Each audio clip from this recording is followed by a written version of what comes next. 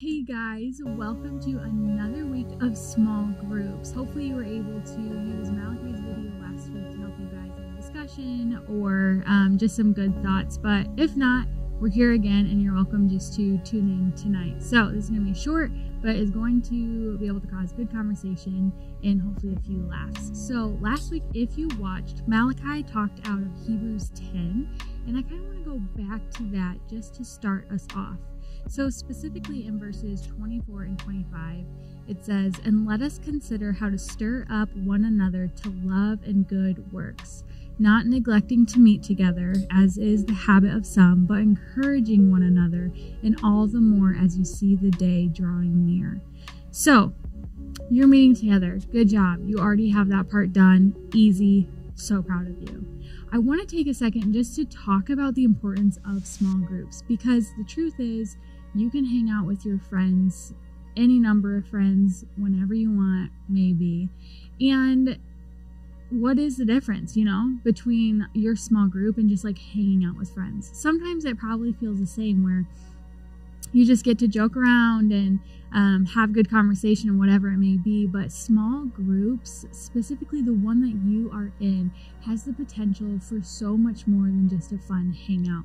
And yes, we want you to have fun. We want to encourage there to be so much laughter and silliness, because that's so important too. But I want to remind you that small groups is different, because it's a Christ-centered space where you can find this belonging with your peers and also with a leader who is there to help facilitate and just draw you guys into a deeper relationship with Christ.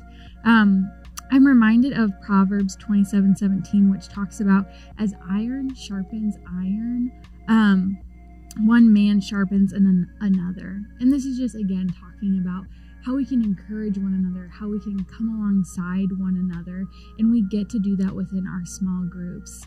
And last week, even Malachi talked a little bit about what does it mean to encourage one another? How can we encourage one another within our small group? And we're going to dive into that just a little bit more. So we're going to be diving into 1 Corinthians chapter 12, specifically verses 12 through 20. Again, that's 1 Corinthians 12, verses 12 through 20. And before I talk about it, I want to give you guys an opportunity to read that as a small group together right now. Okay, so the reason why I wanted you guys to read that, maybe it seemed a little bit strange why, but even when we go back to that verse in Hebrews and it says, "Let us consider how to stir up one another to love and good works." To me, when I read this is encouraging me to get creative with how we encourage one another. Stir up one another to love and good works. So get creative. How can we encourage one another? So that's exactly what we're going to do. So when you read in 1 Corinthians 12, verses 12 through 20, it talked about how the church is one body but many parts. Maybe you've heard this passage before. Maybe you've skipped over it because it seemed a little bit strange. But the meaning of it is to understand that we all play such an important part in the body of Christ. And even in your small group, you play such an important part in your small group. Like, your small group needs you. You bring something to your group that nobody else is able to. So this is going to be a fun little exercise for us.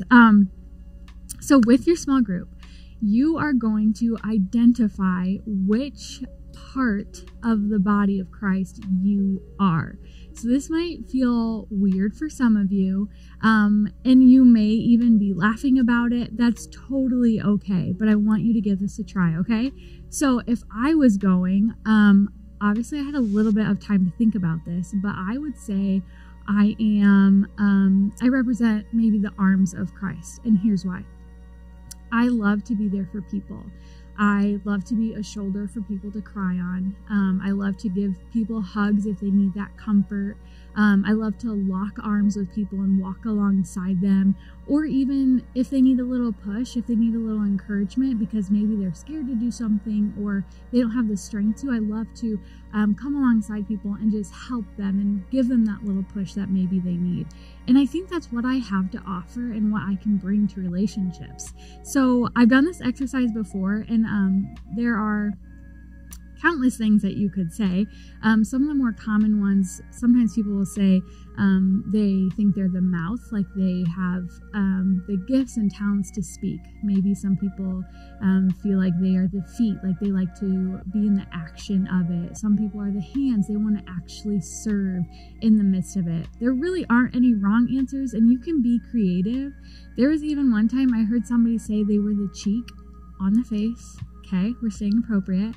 But they explained it and they said, for so long, they were so used to talking all the time, and they were really trying to learn how to listen and be the ear. So they were in this in-between transition between the mouth and the ear, and that's what they brought to the body of Christ. So I'm going to give you guys just a little bit of time to go around in your small group, and every single one of you pick what part of the body of Christ you are and why. So go ahead and share that with your group.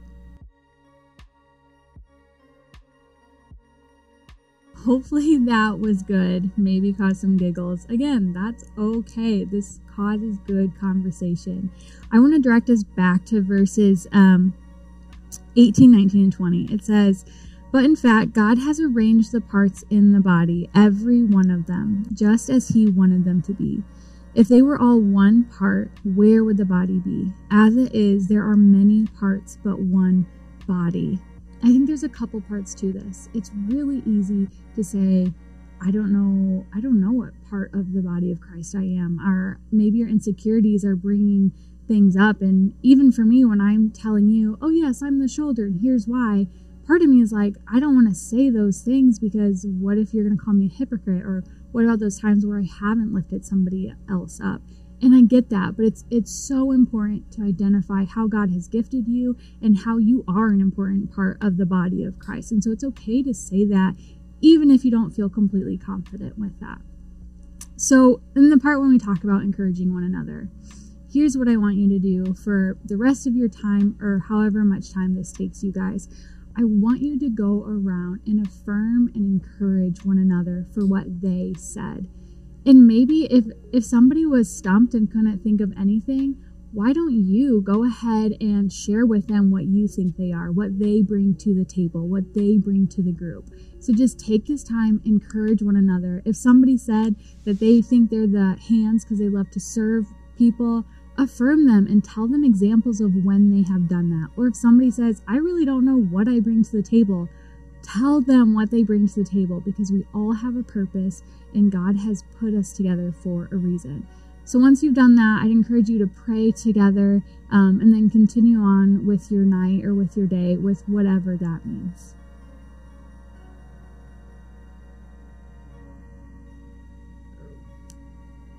Great work. We out.